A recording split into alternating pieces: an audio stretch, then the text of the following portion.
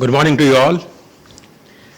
Honorable Minister of Finance, the Government of Gujarat, Shri Saurabh Bhai Patel, distinguished guests, ladies and gentlemen. It gives me immense pleasure to welcome you all to the annual Gujarat Round Table organized every year by Business Standard. This is the 5th year in succession that we are holding this annual meeting where we discuss issues of economic and business significance. A special warm welcome to our Chief Guest, Mr. Patel, for sparing his valuable time to be with us to inaugurate this year's roundtable. To be honest and frank, Mr. Patel needs no introduction to this gathering here today. Apart from steering the state's finances at the government's finance minister, which is the new responsibility, Mr. Patel continues to head the departments that look after energy, petrochemicals, mines, minerals, cottage industries, salt industries, printing, stationery, planning, tourism, civil aviation, labor, and employment. Given the subject matter of today's discussion at the round table, which is Gujarat's growth story, tracking the state's development matrix in the next decade, we could not have got anybody more qualified and competent to deliver the keynote address and inaugurate the session.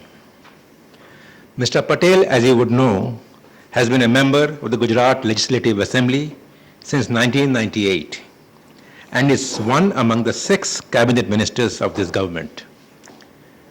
Before joining politics, he had earned an MBA degree from US University and had established his credentials as a tech-savvy entrepreneur.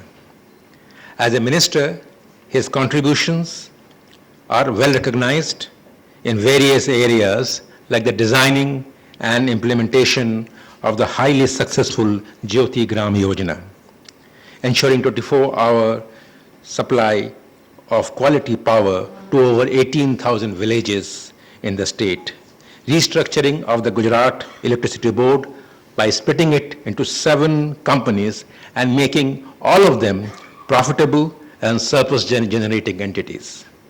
And of course, guiding the Gujarat State Petroleum Corporation in areas of exploration and production, a first for any state government owned entity in the entire country.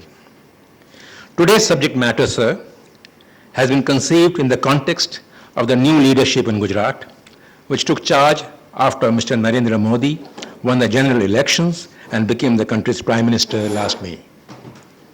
The obvious question that comes to our mind is about the nature of the growth path that Gujarat will pursue in the coming decade under the new leadership. An indication from you, Mr. Minister, on what that path will be and should be can provide some indication and guidelines for the discussion to be held immediately after your keynote address. There are also legitimate questions about the new opportunities that Gujarat can explore now that it has a government at the center that is led by its former Chief Minister. And we saw a glimpse of it in the last couple of days, sir, when we were in New Delhi.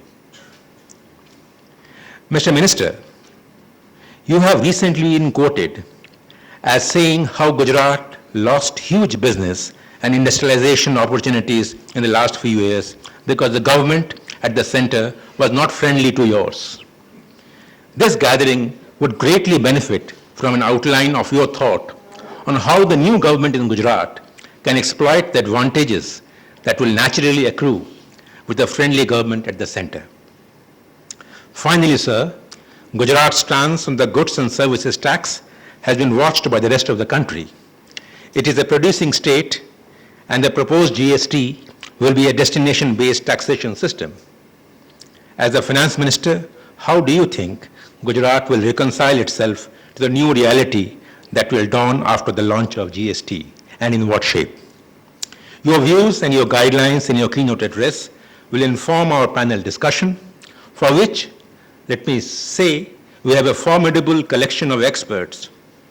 We will have Mr. Firdaus Vandrewala from SR Steel, Mr. Pankaj Patel from Cadila Healthcare, Professor G. Raghuram from the Indian Institute of Management, Ahmedabad, Mr. Amit Patel from Syntex Industries, and Mr. Sunil Parekh, who has been a founding curator, global shapers of the World Economic Forum, and an advisor to many companies. There is no doubt that we will have a stimulating discussion on the subject of growth in Gujarat, and we look forward to your words of wisdom on this issue now. With these words, I would once again welcome you to the Business Standard Roundtable and request you, sir, to address this gathering.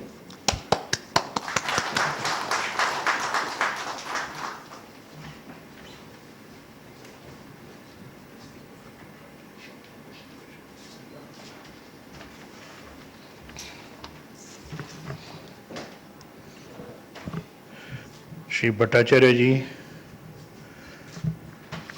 and distinguished guests present over here today. Business Standard, as usual, always has a roundtable conference since last many years, and it's always been a pleasure to come down over here.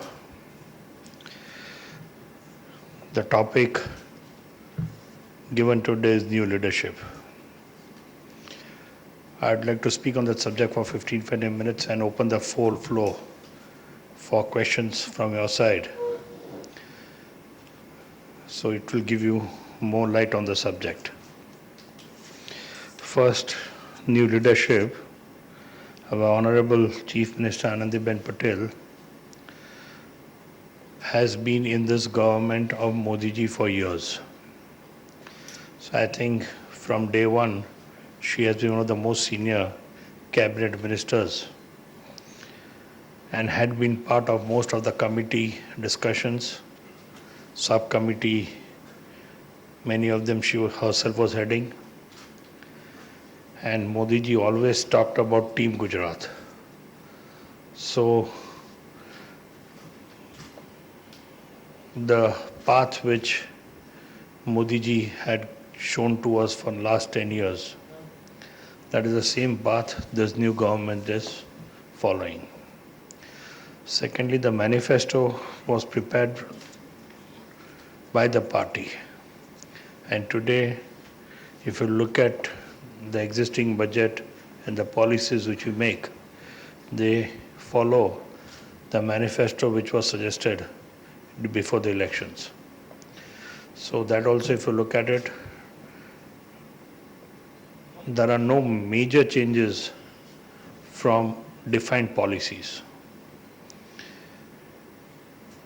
And as I mentioned, Team Gujarat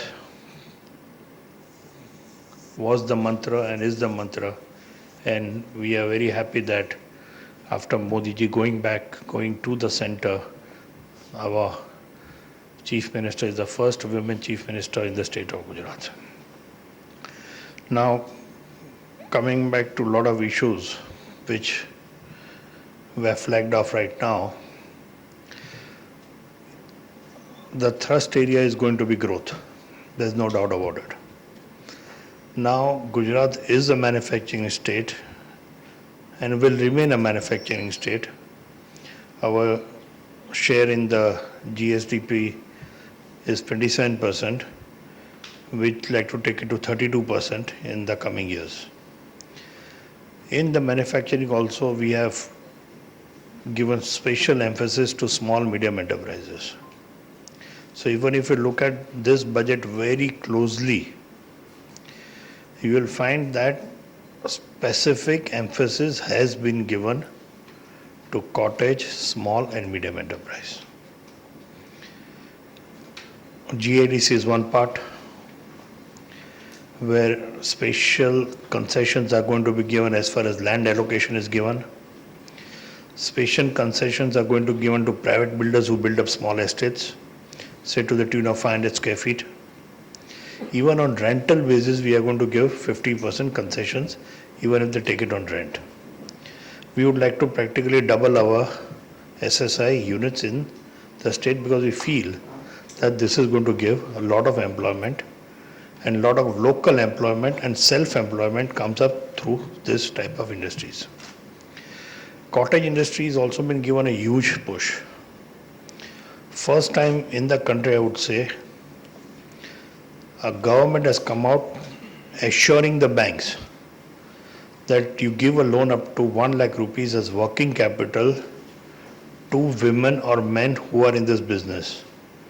And if you are not sure whether you are going to get back the money or not, the state government is ready to give a bank guarantee or state government guarantee to the banks.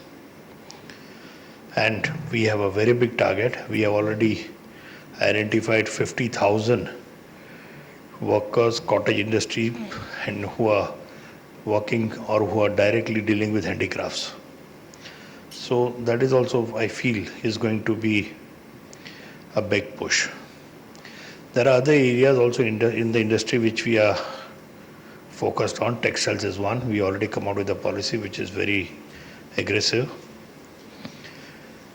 We are going to come out with an electronic policy, hardware, as well as an IT policy very shortly. Both are going to be equally aggressive. So these are the areas which we have identified. There are other areas also which we are working at right now. Second, in the next couple of months, we will be coming out with an industrial policy.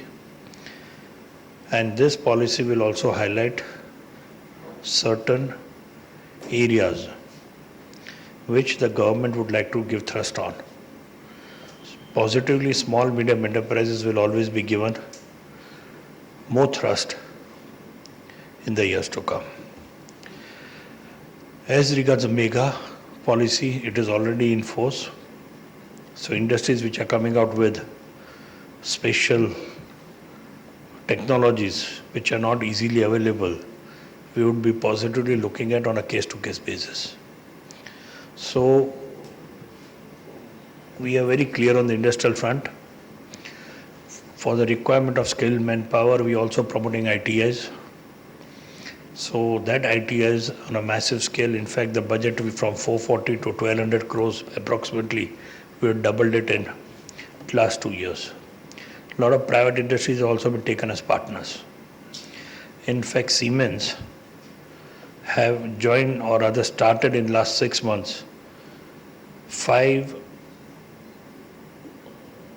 courses or 5 center of excellence in 5 different engineering colleges in the state. So we want our students also to learn that. And they have contributed 80 crores per center of excellence. So in 5 they have contributed 400 crores and government of Gujarat has contributed 100. Same way we are trying to reach out to maximum number of private companies, and we feel that this ITI students should be given more exposure. Also for ITI students who passed out and who would like to do their own work, we have also decided to give them 1 lakh rupees of loan with interest benefits, and if the banks want a guarantee, we are ready to give guarantees also. So we want to promote in short self-employment for these students also. So this is the part which I wanted to talk about. Industry. In industry, we also specifically targeting certain sectors like diamond, maybe polymers, which we are still working on, that's plastics. And we want Surat and certain areas to become huge trading centers. And also working on a model, discussing with the center how to give a status of a notified area whereby which it is easier for foreign companies to bring in their goods for sale. So diamonds is the strength of India, is the strength of Gujarat, is the strength of Surat, and would like to develop diamond as a big trading place. So that was the industry part. There are other areas which we also focused on. We believe in rural employment to a massive scale. Rural persons, families should also earn more. And hence a massive drive has been taken to bring in, improve the milk production or improve the number of animals, the quality of animals, and bring in more milk out. And lot of financial benefits have been given in this budget to Mahila Mandalis. Not only Mahila Mandalis, even Mandalis also, or even individuals also. Because we feel that one animal per family would improve the income by at least 4,000 rupees a month. So that is our target, and we're going to go it on a massive scale. And